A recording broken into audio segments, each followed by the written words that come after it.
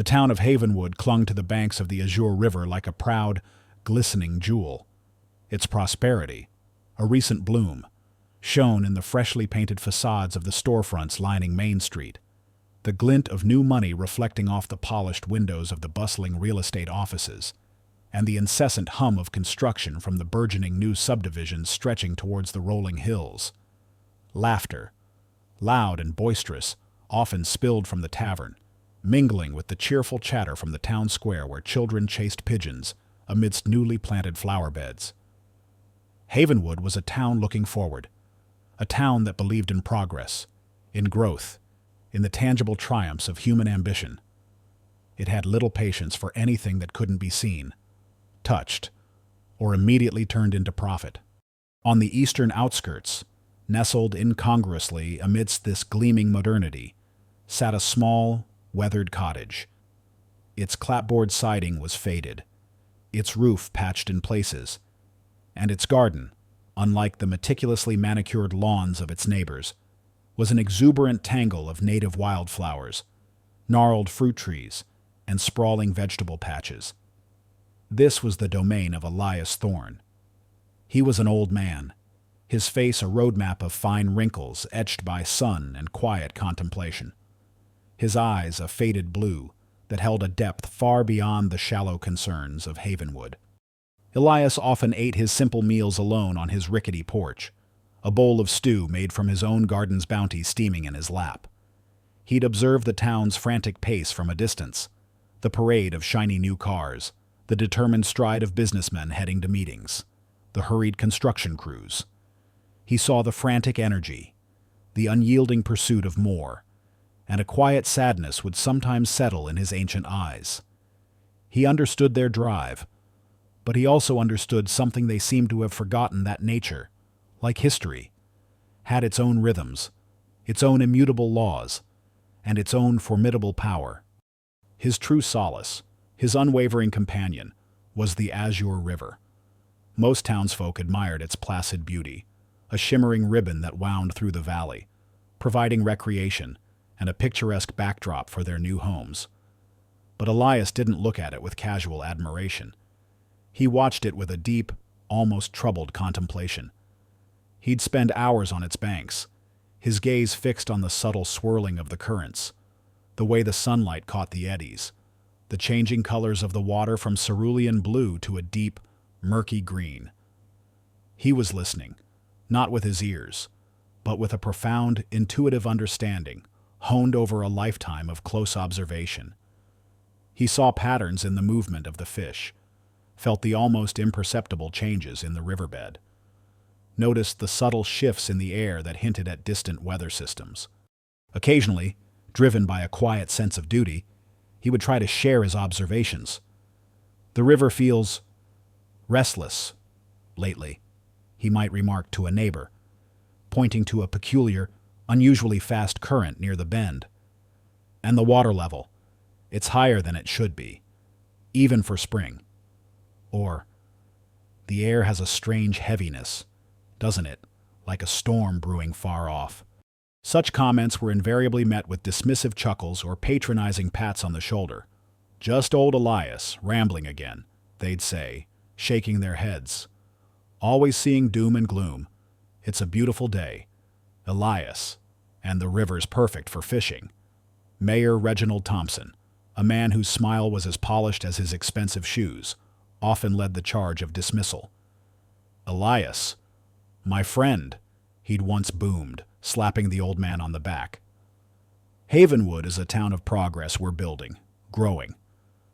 No time for old wives' tales about restless rivers. We've got engineers, meteorologists. We're in control." Elias would simply nod, a faint, resigned sigh escaping him, and retreat to his quiet solitude. Their laughter, light and carefree, would follow him, echoing in the vast chasm between their relentless optimism and his quiet apprehension.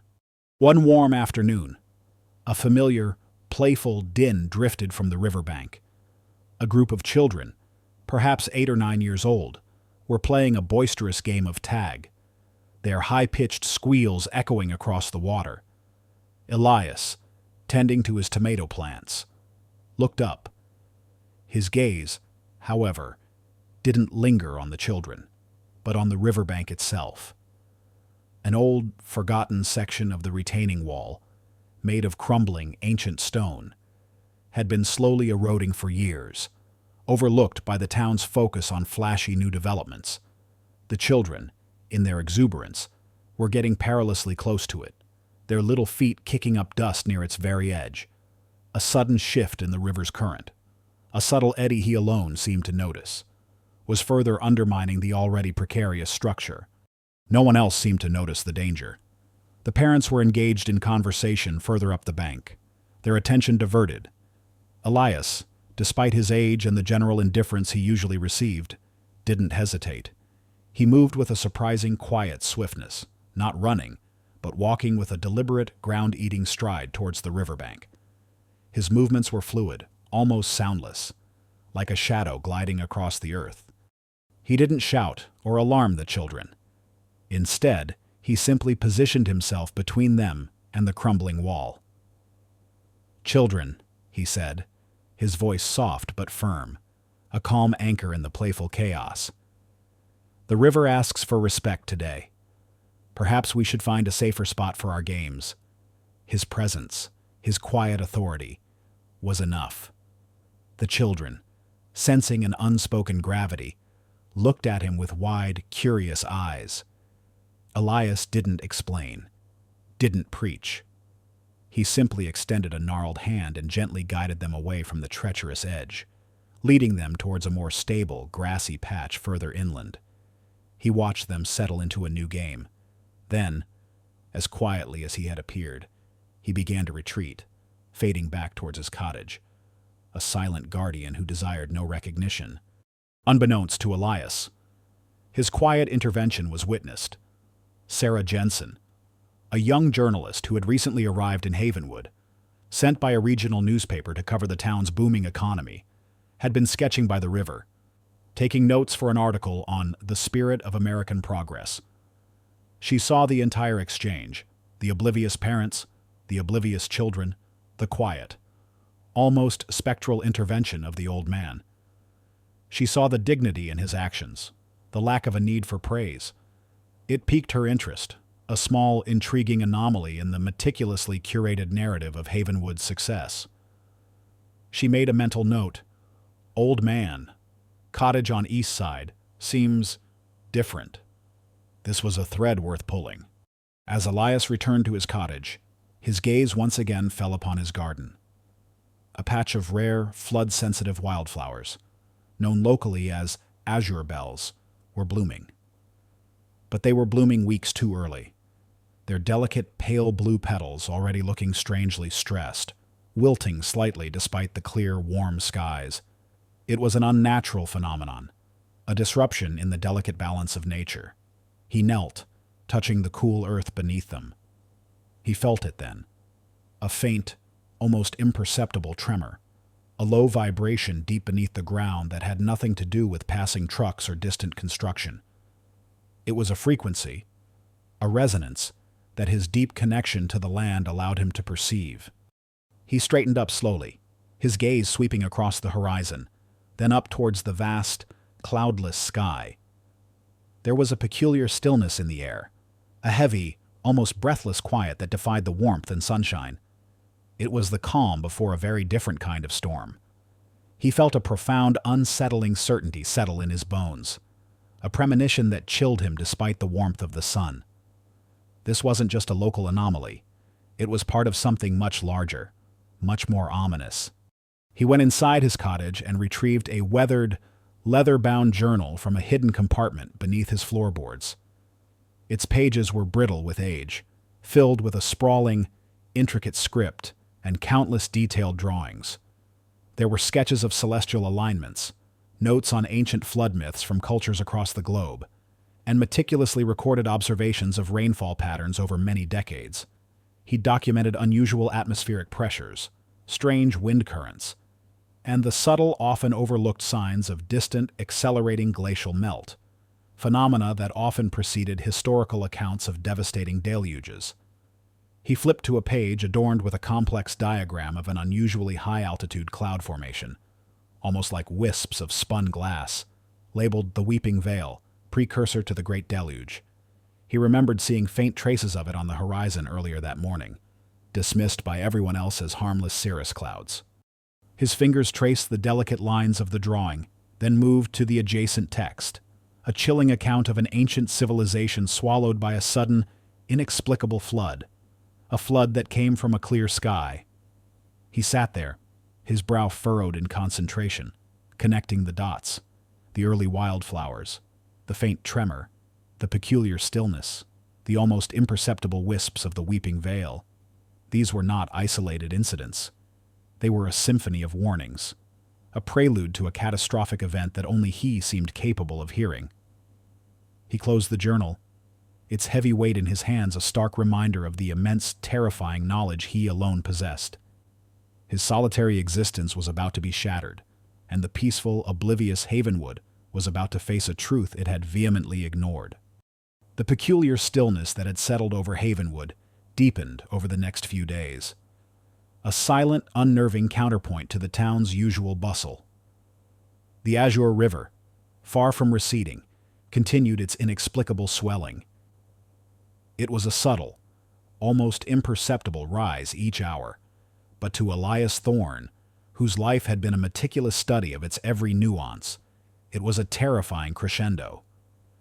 He watched as the usually clear water began to take on a strange, milky turbidity, carrying tiny, almost microscopic flecks of what looked like glacial silt, a phenomenon utterly impossible in the region's climate, yet undeniable to his keen eye.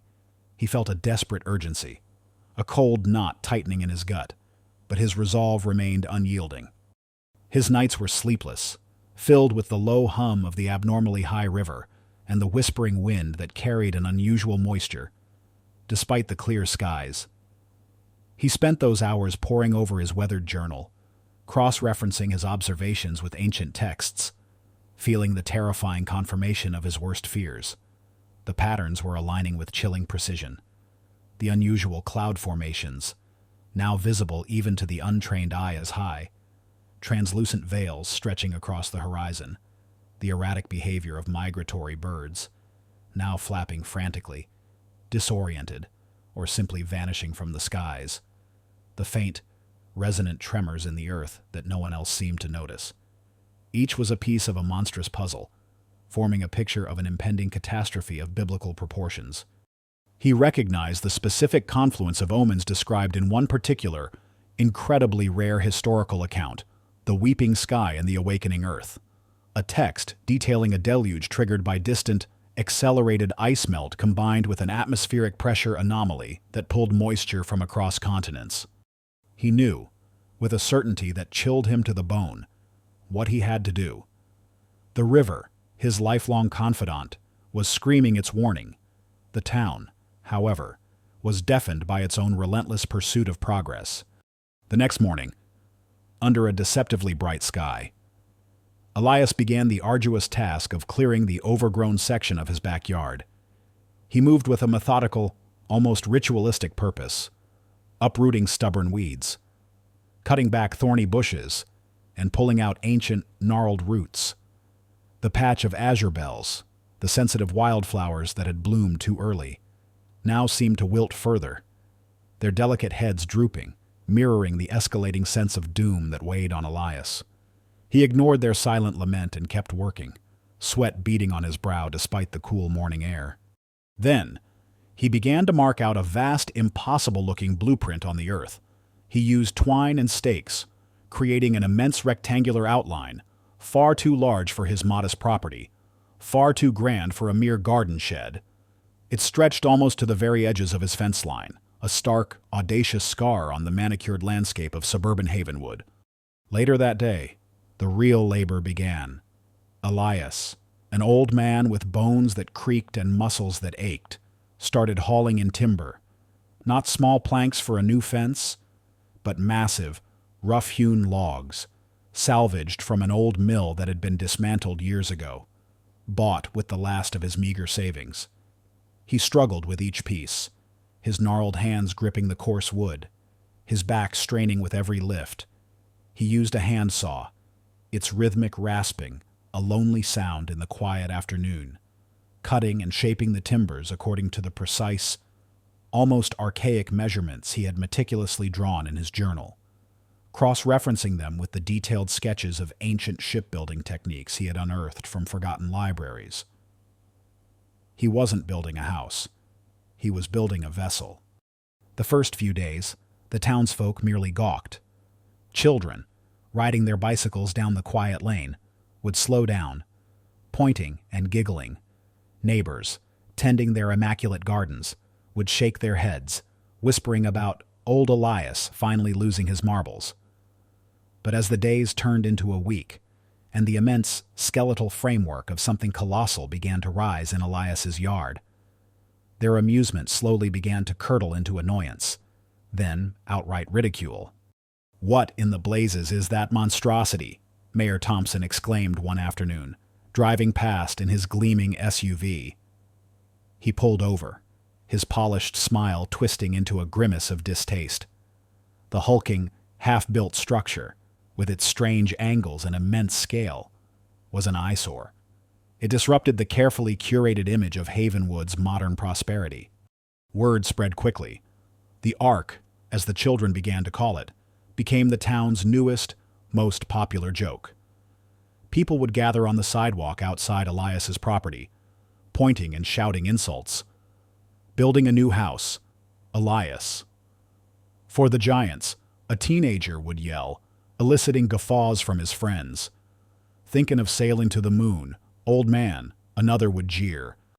One afternoon, a group of men, led by Frank Miller, the owner of Havenwood's largest construction company and a staunch supporter of Mayor Thompson, approached Elias's fence.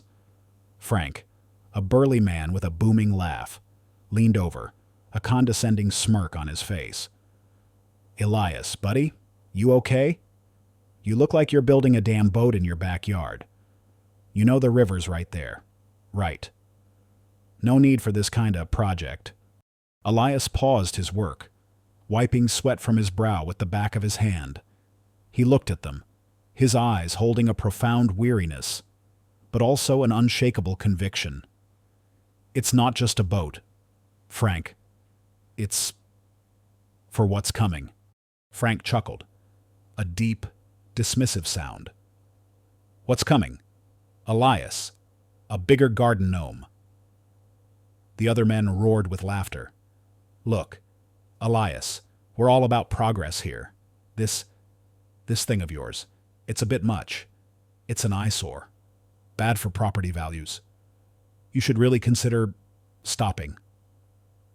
His tone was light, but there was an underlying threat. Mayor Thompson, ever the master of public relations, even weighed in on the local radio station. "We appreciate our colorful residents in Havenwood," he declared smoothly, his voice radiating confidence. "But let's be clear, our town is safe, secure, and built for the future. Any eccentricities that might cause public safety concerns or detract from our beautiful community will be addressed. Rest assured, Havenwood is not going to float away anytime soon." His words were met with appreciative chuckles from the listeners. Despite the mockery, the exhaustion, and the immense scale of the task, Elias continued. Day after day, from dawn until dusk, he toiled. His hands, once merely gnarled, now bore the marks of splinters and raw blisters. His back screamed in protest, but he did not stop. He could feel the river's escalating unease, an almost palpable vibration through the earth that only he seemed to register. He saw the rare, high-altitude cloud formations thicken, forming the ominous weeping veil across the vast expanse of sky. He knew the flood was no longer a distant threat, but an imminent certainty. He ate his meager meals quickly, slept for only a few hours, and then returned to his impossible task. He dragged more timbers, hammered more nails, sealed every joint with pitch and tar, following ancient, forgotten methods of waterproofing. He built a ramp, and then, inexplicably to the townsfolk, a series of simple wooden pens within the vessel's cavernous interior. He bought sacks of grain, bundles of hay, and barrels of fresh water from reluctant, mocking suppliers who scoffed at his bizarre purchases. Each strike of his hammer against wood, each agonizing lift of a heavy plank, was an act of profound defiance. It was a testament to his unshakable conviction that knowledge, true foresight, was more valuable than all the superficial prosperity of Havenwood. The Ark, hulking and grotesque in the eyes of the townsfolk, was becoming his salvation, his purpose, his undeniable commitment to a truth no one else would see. There was no turning back. The first timber had been laid, the first nail hammered, and with each subsequent action, Elias had deepened his commitment, sealing his fate. He was not just building a boat, he was building a final, desperate warning. And whether Havenwood chose to listen or to drown in its own laughter, he would be ready. The Ark, now a towering dark silhouette against the setting sun, was a visible, undeniable statement, a symbol of his isolated, terrifying foresight, and an uncrossable point of no return. The Ark of Thorn, as the town now mockingly called it, loomed over Elias's backyard like a colossal, misplaced relic. Its unfinished wooden ribs cast long, skeletal shadows across his meticulously tended garden, an unsightly blot on Havenwood's pristine, forward-looking landscape. The whispers had grown louder, evolving into open ridicule and, increasingly, thinly veiled threats. The Ark wasn't just an eccentricity. It was an embarrassment. It defied the town's narrative of progress and control, a constant, silent accusation against their relentless optimism. Mayor Reginald Thompson, a man whose carefully constructed image was as vital to him as his next breath, felt the Ark like a splinter under his skin. It was bad for tourism, bad for new investments, bad for the overall brand of Havenwood. He'd tried gentle persuasion, then veiled warnings. But Elias remained unyielding. A stubborn old oak refusing to bend to the prevailing winds of municipal opinion. One sweltering afternoon, Mayor Thompson decided on a more direct approach. He arrived at Elias's cottage in his gleaming black sedan, accompanied by Frank Miller, the burly construction magnate, and two other stern-faced town elders from the planning committee. Thompson's smile was still polished, but it didn't reach his eyes. His voice, usually a smooth balm, had an edge of strained patience. "Elias, my dear friend," Thompson began, stepping onto the overgrown lawn, carefully avoiding a patch of unusually resilient thistles. "We need to talk about this project of yours." He gestured vaguely at the Ark, a dismissive flick of his hand. "The town, Elias, is concerned. Public safety. You understand. That much wood, exposed like that, it's a fire hazard.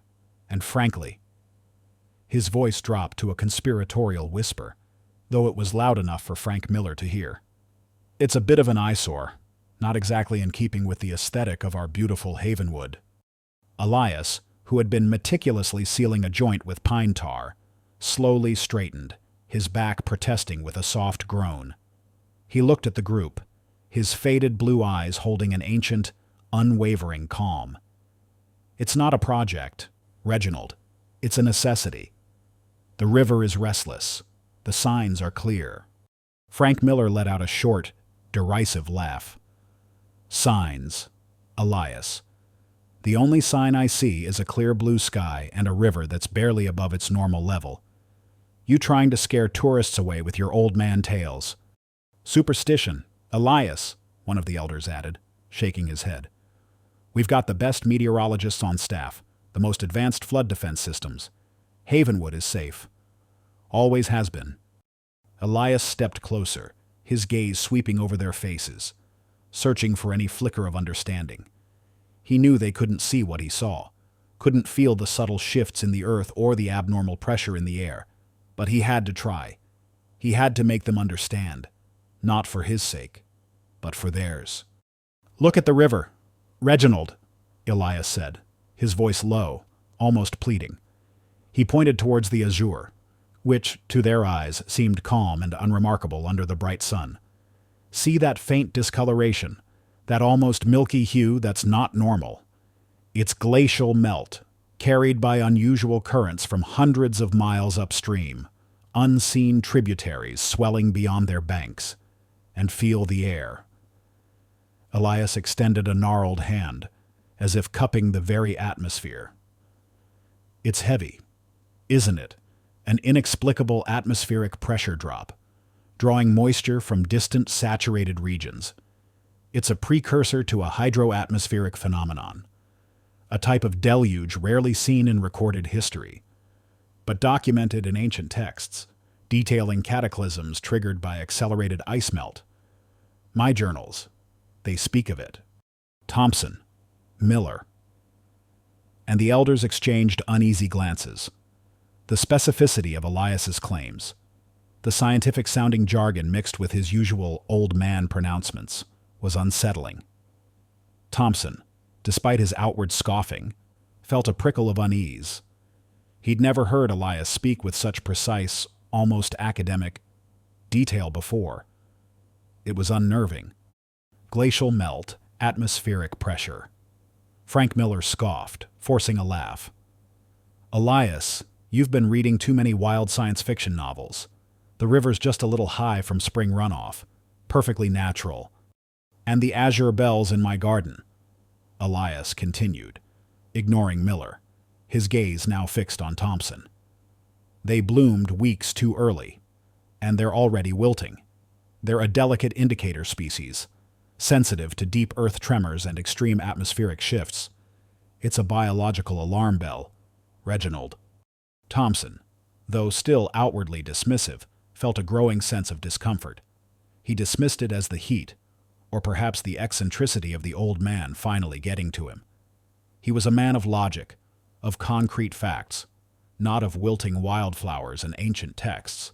But still, the detail, the conviction in Elias's voice, was harder to simply brush aside than usual.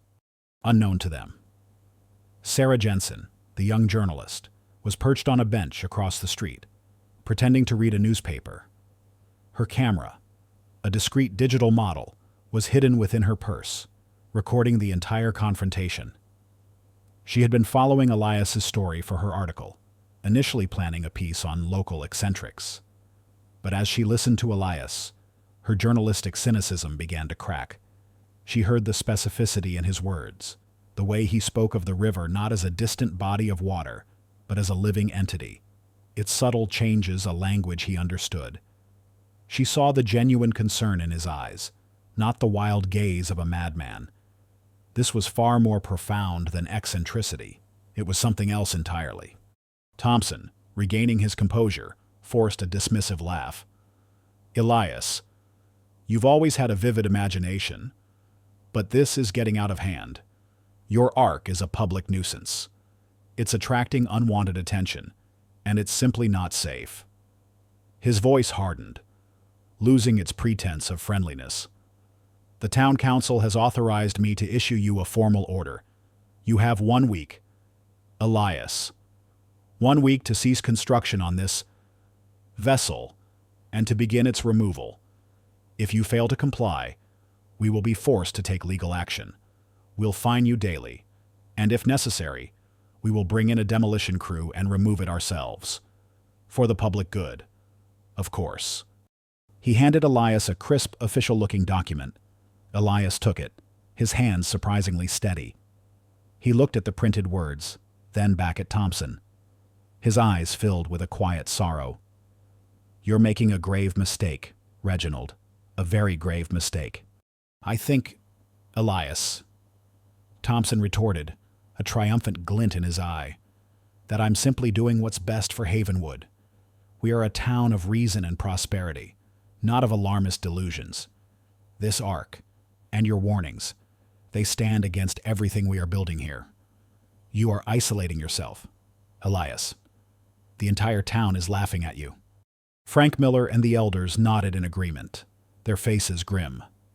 They had drawn a line in the sand, publicly dismissing Elias's warnings, further isolating him, and cementing the town's collective scorn.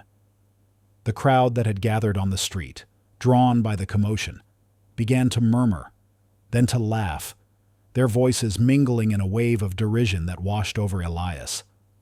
He stood there, a solitary figure amidst the rising tide of contempt. The official order clutched in his hand, his eyes fixed on the distant, unyielding horizon.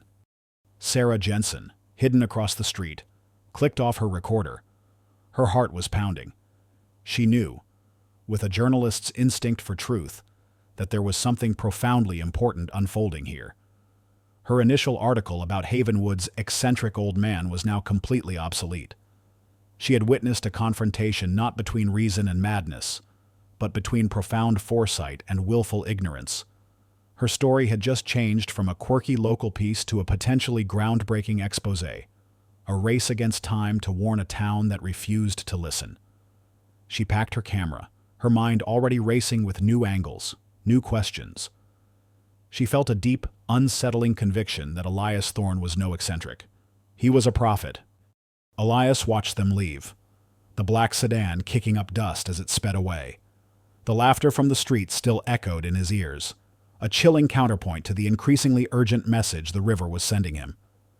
He looked at the official order, then tore it slowly, deliberately, into small pieces, letting the fragments flutter to the ground like discarded promises. He wouldn't stop.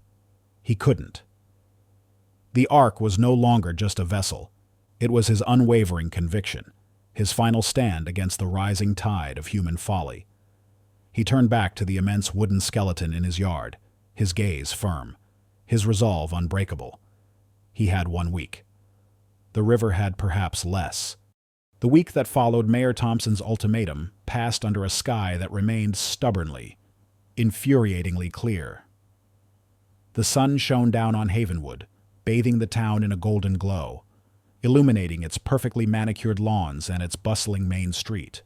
It seemed to mock Elias Thorne, standing as a silent testament to the town's unwavering belief in its own infallible judgment. The laughter at Old Man Noah only intensified, echoing through the streets like a triumphant chorus. Yet, for Elias, the apparent calm was merely a prelude, the ominous quiet before the roaring storm. He felt the subtle shifts in the air more acutely now, a heavy, almost breathless stillness that vibrated with an unnatural tension. The azure river, though still within its banks to the casual observer, had taken on a new, unsettling character. Its surface, usually placid, now swirled with an almost imperceptible agitation, and the milky turbidity he had noticed previously intensified, carrying a fine, gritty sediment that defied all local geological explanations. Birds, those that hadn't already vanished, flew erratically, their calls sharp with distress, circling aimlessly as if searching for a haven that no longer existed. The town, meanwhile, prepared for its annual River Festival, a celebration of Havenwood's prosperity and its connection to the Azure River. Banners were hung, stages erected, and the aroma of barbecue filled the air. Mayor Thompson, ever the showman, planned to give a rousing speech about the town's resilience and its bright future. The festival was scheduled for the very day Elias's deadline expired. It was a deliberate, public snub, a triumphant declaration of Havenwood's dismissal of his warnings. On the morning of the deadline, the sky was a brilliant, cloudless blue. The sun beat down, deceptively warm. Elias, his body aching, his hands raw, was still working on the Ark. He hadn't slept much in days, driven by an unyielding conviction that felt both like a heavy burden and a burning fire within him. The Ark, now almost fully enclosed, was a massive dark silhouette against the morning sky, its sheer incongruity with the surrounding suburban homes making it stand out even more. He was securing the final upper deck panels, his movements slow and deliberate, each hammer blow a testament to his solitary battle against the world's skepticism. The first subtle sign came with the change in the light. It wasn't a shadow, nor a cloud, but a peculiar darkening, as if the very air had thickened. The light became diffused, strangely muted, casting an eerie, almost sepulchral glow on Havenwood. People paused in their preparations for the festival, looking up, confused. Then, the silence. The usually omnipresent hum of construction, the distant traffic noise, the chirping of birds. It all faded, replaced by an oppressive, absolute stillness. It was the sound of a world holding its breath. And then, the river. It didn't begin with a gentle rise, or a slow creep over its banks. It began with a sudden, violent surge. The Azure River, which for generations had flowed so placidly through Havenwood, suddenly swelled with an impossible force, as if a dam had burst hundreds of miles upstream, or as if a hidden, colossal entity had lunged from its depths. It wasn't the slow, predictable rise of a seasonal flood. It was an instantaneous, terrifying eruption. The water, previously murky, now turned a horrifying, churning brown, flecked with debris and foam. It roared. A collective gasp swept through the town square. Laughter died on lips. Smiles froze. Mayor Thompson, mid-sentence in his festival welcome speech, faltered, his eyes widening in disbelief as the river, now a raging torrent, overflowed its banks, swamping the carefully arranged festival grounds in a matter of seconds. The stage was submerged, the tables overturned, the carefully prepared food swept away. Chaos erupted. People screamed, scattering in all directions. The town's meteorologists, who had confidently predicted clear skies, stood dumbfounded, staring at their readouts that suddenly flashed with impossible data and unprecedented rise in water levels. An inexplicable, localized atmospheric pressure drop that caused the very air to visibly distort, shimmering above the rising floodwaters like a terrifying mirage. It was a phenomenon they had no models for, no explanation. The arena for this ultimate test was now the very heart of Havenwood, the town square. The bustling main street, the manicured riverbanks, all symbols of the town's prosperity and modern arrogance. They were becoming the stage for its impending doom. Elias Thorne, however, was not in the town square. He was alone, high on his property, frantically securing the last timbers of the ark. He heard the sudden roar of the river, felt the tremor in the earth, the shift in the air. He didn't need to see it to know what was happening. His lifelong observations, his ancient texts, his unshakable conviction, they had prepared him for this moment.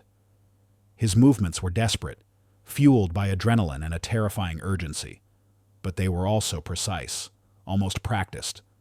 He lashed down the last cargo net, secured the final hatch, his hands moving with a speed that belied his age. He was the solitary figure, the last holdout against the encroaching chaos. The townspeople, abandoning the festival, now fled towards higher ground, their faces contorted in terror. Many ran to their homes, frantically trying to salvage belongings, to reach loved ones. But the water was too fast. It surged into the streets, a brown, churning tide that swallowed sidewalks, then front yards, then entire first floors of houses. Through the rising chaos, frantic shouts echoed, "The river, it's too fast. Get to the school. The bridge is out." The sound of shattering glass, splintering wood, and distant screams began to fill the air. Alarms blared from the town hall, signaling an emergency evacuation. But the speed of the water's ascent made escape increasingly difficult. Cars stalled, their engines drowning in the rising flood. Roads became rivers, then raging rapids.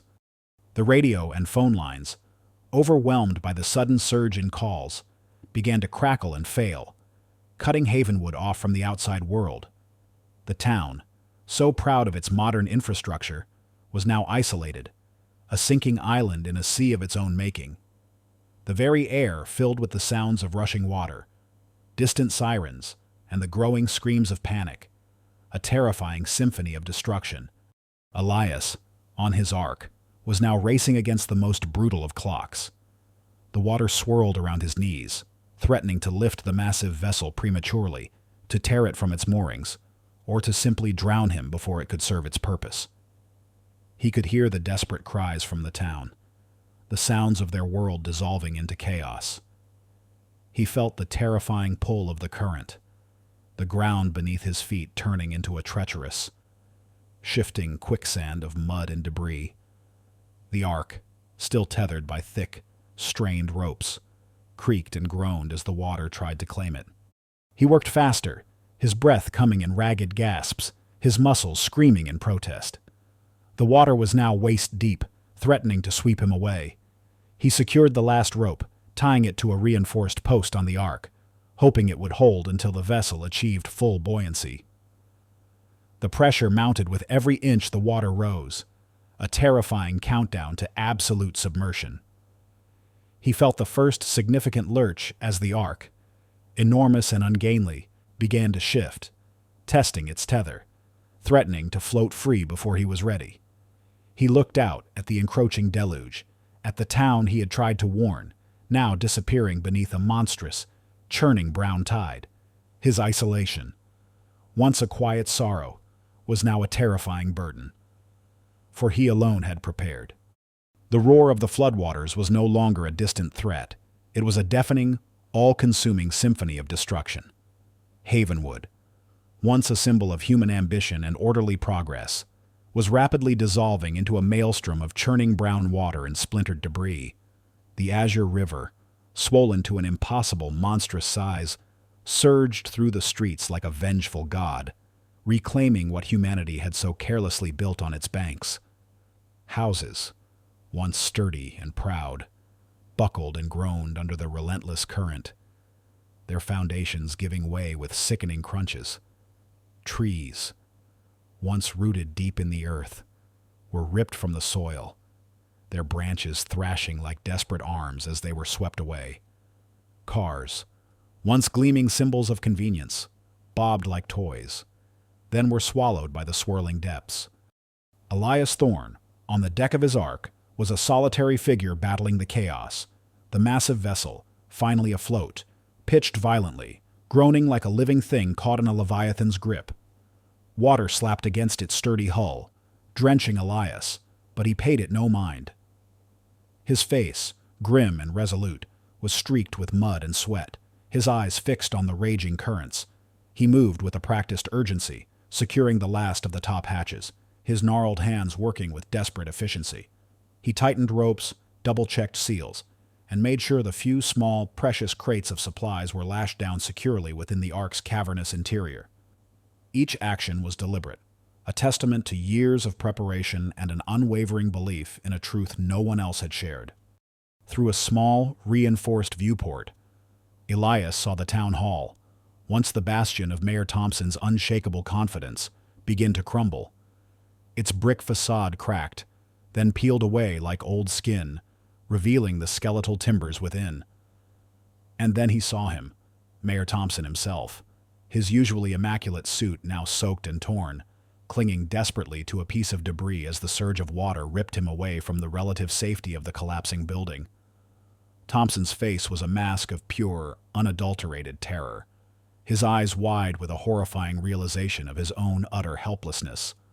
His polished smile was gone, replaced by a desperate grimace. The ark, caught in a particularly violent eddy, spun rapidly, then was slammed against a submerged obstacle. Elias staggered but held fast, his knuckles white against the damp wood. He could hear the desperate screams from those stranded on rooftops, from those clinging to anything that floated, the very people who had once laughed at him. Their cries were carried on the wind, a chilling chorus of despair. Then came the moment that made Elias's heart stop. A monstrous wave, a churning mountain of water, rose from the depths of the river and crashed over the ark. It wasn't just a splash, it was a deliberate, engulfing deluge. For a terrifying instant, the ark was completely submerged, lost beneath the churning foam and debris. Water poured over the deck, threatening to capsize the massive vessel, to utterly crush it. Elias held his breath, bracing for the inevitable, the taste of brackish water filling his mouth. The sounds of the world outside, even the roaring flood, were swallowed by the churning maelstrom. On what remained of the high ground, and from the precarious safety of rooftops, the terrified townspeople watched, their faces pale with shock. They saw the ark disappear, swallowed by the monstrous wave. A collective gasp rose from the scattered survivors, their last impossible hope, the very symbol of their folly and Elias's foresight, seemed to have vanished. Despair, thick and suffocating, settled over them. But then, slowly, impossibly, the ark began to resurface. First, the tip of its roof, then its sturdy deck, then its massive hull, shaking off the water like a defiant beast. It emerged battered, scarred by debris, but intact. It rocked violently for a moment. Then, with a slow, ponderous grace, it righted itself, steadying its massive bulk against the raging currents. It was a defiant survivor in a world consumed by water, a testament to Elias's meticulous, seemingly mad construction. A collective, ragged breath was drawn by the scattered survivors. Their faces, contorted by fear and despair, began a slow, miraculous transformation.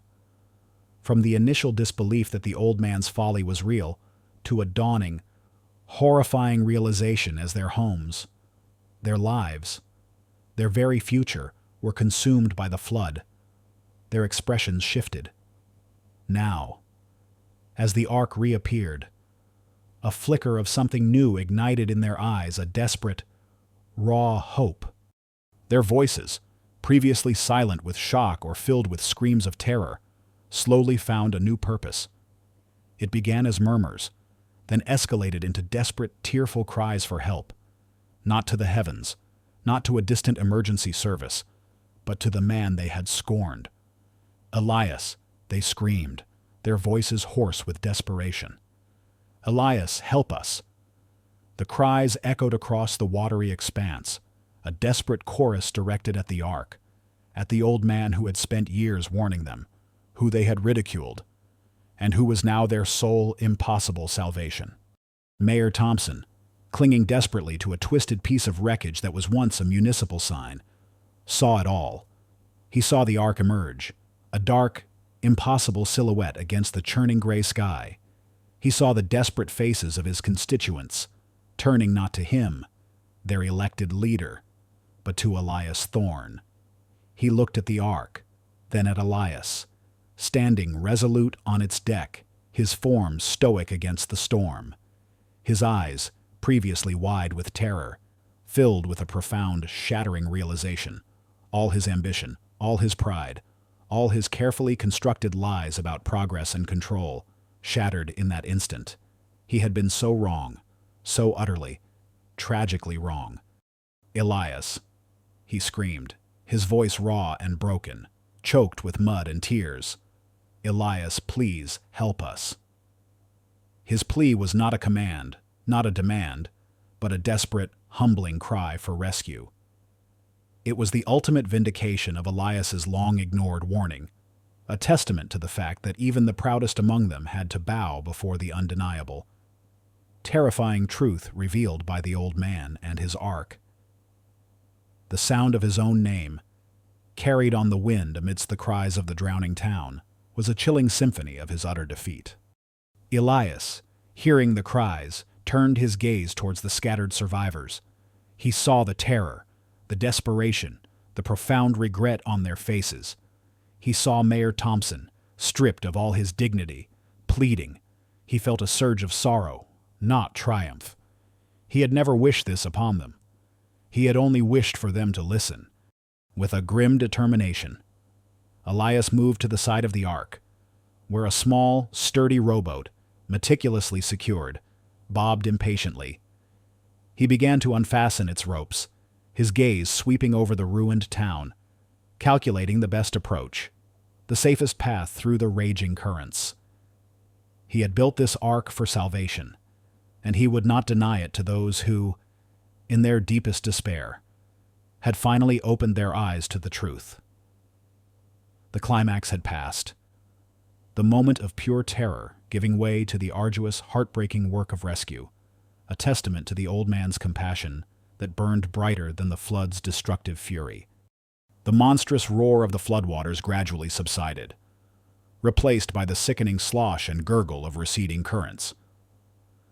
Havenwood, once a vibrant tapestry of homes and businesses, was now a desolate, mud-caked graveyard of splintered wood, twisted metal, and shattered dreams.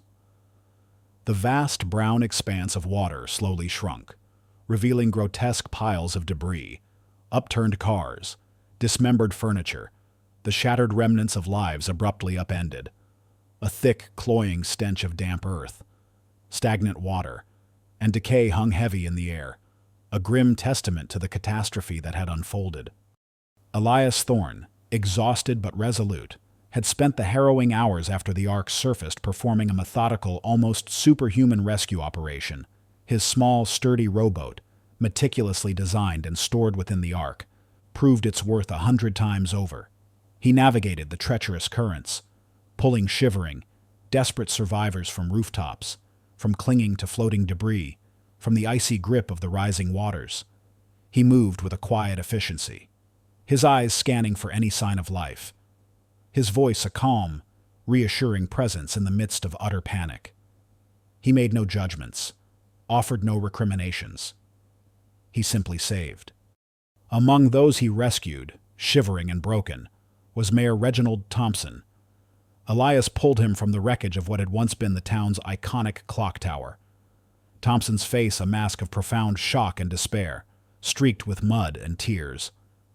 As Elias helped him into the rowboat, the mayor could only stammer a raw, guttural, "Thank you, Elias. Oh, God, thank you." His arrogance, his polished smile, his carefully constructed facade of control had all been utterly washed away by the deluge. He was a man stripped bare, facing the undeniable consequences of his own short-sightedness and the town's collective folly. Over the next few days, as the waters slowly receded, leaving behind a landscape of ruin, the survivors gathered on the patches of higher ground that remained, huddled in makeshift shelters.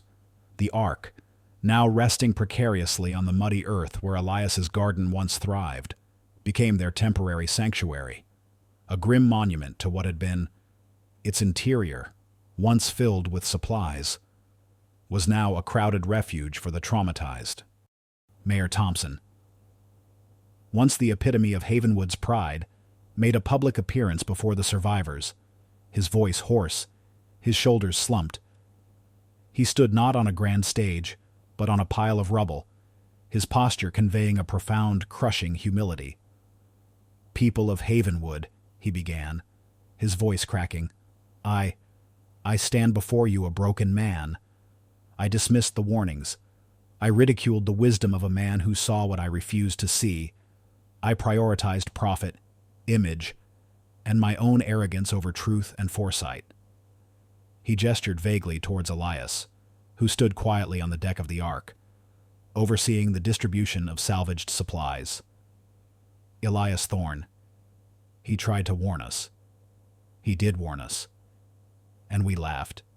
We mocked him. We threatened him.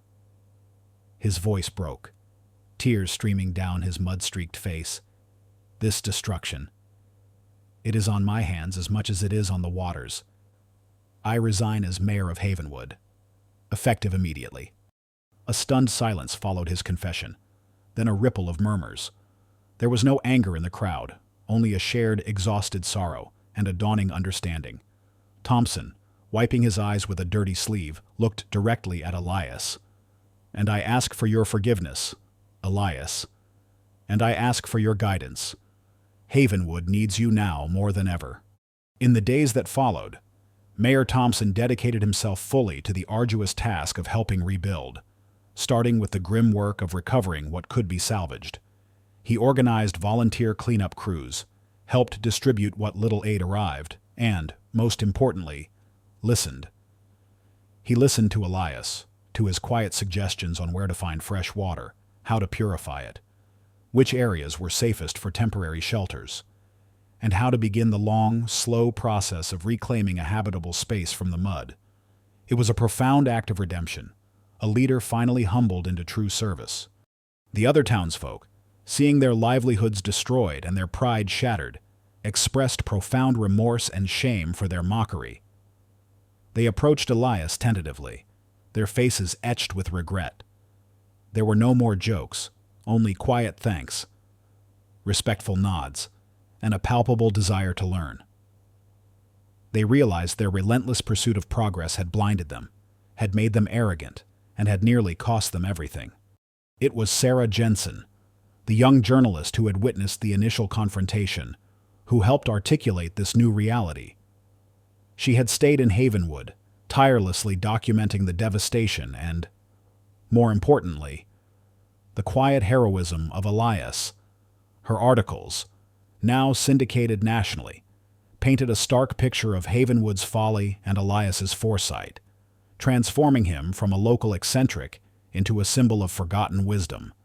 Weeks later, as the initial shock began to fade and the first tentative steps towards rebuilding were taken, a small, informal town meeting was held. The survivors gathered, not in a grand hall, but amidst the ruins, a humbling testament to their shared experience. They approached Elias, their faces earnest. "Elias," said an old farmer, his voice thick with emotion, "we need your help. We need your wisdom. We were fools." Another added, "We need to build a new Havenwood, one that listens to the river, one that respects the earth. We need you to guide us." Elias, who had never sought power or recognition, felt a stirring within him. His life had been one of quiet observation, of solitary understanding. But now, his knowledge was no longer a burden. It was a desperately needed gift. He was offered a unique, profoundly meaningful role, keeper of the river. It wasn't a formal political office, but a position of profound influence and reverence, acknowledging his deep understanding of nature, his foresight, and his unwavering dedication to truth. He would guide the town's reconstruction, ensuring that new structures were built with flood resilience, that the river was treated as an ally, not just a resource, and that a new, more sustainable way of life took root. One evening, as the last rays of the setting sun painted the muddy landscape in hues of orange and purple, Elias sat by the now calm azure river. The water, though still carrying debris, had begun to regain its more familiar, gentle flow. Sarah Jensen sat beside him, her notebook closed, her gaze fixed on the quiet expanse. "It must be strange," Sarah began softly, "to be right about something so catastrophic, to have warned them so many times, and to be ignored." Elias sighed, a deep, weary sound. "It was painful, Sarah, like watching a child run headlong into a wall, knowing you can't stop them. The laughter, that was the hardest part. The dismissal of something so clear, so evident to me." He paused, tracing patterns in the damp earth with his finger. "But the laughter is gone now, replaced by understanding, and that, I suppose, is its own kind of peace." "They listen to you now," Sarah observed. "They truly listen." "They have to," Elias said, a faint, melancholic smile touching his lips. "The river taught them a harsh lesson. My role now is to ensure they don't forget it, to help them listen to the whispers before they become roars." He looked at the river, a sense of profound calm settling over him. The old Havenwood was gone, washed away by its own hubris. But from the mud and ruin, a new possibility was emerging, a chance for a different kind of prosperity, one born of humility and respect. He had endured the storm, and in its devastating aftermath, he had finally found his purpose, not in isolation, but at the heart of a community reborn. 5 years later, Havenwood stood as a testament not to triumph over nature, but to harmony with it. It was a profoundly different town, smaller than its pre-flood incarnation, but infinitely wiser. The gleaming, ambitious facades were gone, replaced by resilient structures built with a respectful nod to the river's power. Homes were now elevated on sturdy stilts or constructed with permeable materials designed to withstand and shed water. Streets incorporated rain gardens and bioswales, guiding excess water safely back to the Azure River rather than fighting its inevitable flow. The town's economy had reoriented itself, shifting from frantic real estate development to sustainable ecotourism and resilient, small-scale agriculture. They no longer tried to dominate the river. They lived alongside it, learning its rhythms and respecting its immutable strength. At the heart of this transformed community was Elias Thorne, now universally known as Elder Thorne. His cottage, rebuilt with flood-resistant materials, stood as a beacon of quiet resilience. His garden, once an unruly testament to his solitary nature, now flourished under his continued care, its native plants thriving, their roots binding the earth. He was older, his hair a wispy white halo, but his faded blue eyes held a vibrant, clear light, reflecting the deep fulfillment he had finally found. He was no longer Old Man Thorne, the object of ridicule, but a beloved and revered figure, sought out for his profound wisdom and gentle guidance. The Ark, the massive vessel that had once been the town's greatest joke, stood as a poignant memorial. Elias had overseen its partial dismantling, carefully repurposing its sturdy timbers for the town's new community center and a small, reflective chapel. What remained of the Ark itself was preserved as a solemn, open-air museum, its weathered hull a stark reminder of Havenwood's folly and Elias's foresight. Plaques detailed the flood, the town's initial skepticism, and the invaluable, ignored warnings of Elder Thorne. Children on school trips would gather around it, their faces hushed, listening intently as teachers recounted the story, emphasizing the lessons learned. Elias, true to his new role as keeper of the river, no longer merely observed, he taught. He established the River Guardian program, an initiative that became a cornerstone of Havenwood's new identity. Every child in town, from the age of 6, learned about environmental stewardship, the subtle signs of nature, and the intricate history of their region. Elias himself led weekly expeditions into the restored wetlands and along the recontoured riverbanks, his voice a calm, hypnotic cadence as he taught them to read the river, to understand its currents, its depths, and its moods. He taught them about the delicate ecosystems, the vital role of floodplains, and the ancient wisdom of living in harmony with the environment. He emphasized humility before nature and the profound importance of collective responsibility, instilling in them a deep respect for the very forces that had once nearly destroyed their home. Along the river, new educational markers had been erected, beautifully carved from salvaged wood.